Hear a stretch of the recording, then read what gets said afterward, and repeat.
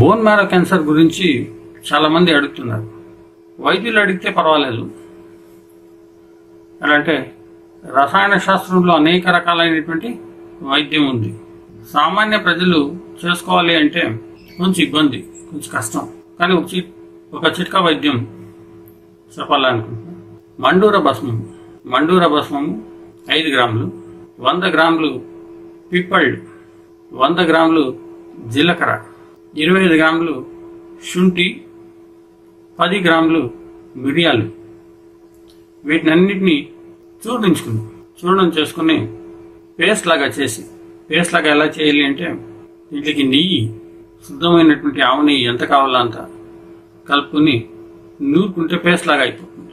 2 గురుగింజల ప్రమాణం పొద్దునే రాత్రి తీసుకుంటుంటే బోన్ మ్యారో క్యాన్సర్ కూడా చాలా వరకు ఉపయోగపడుతుంది.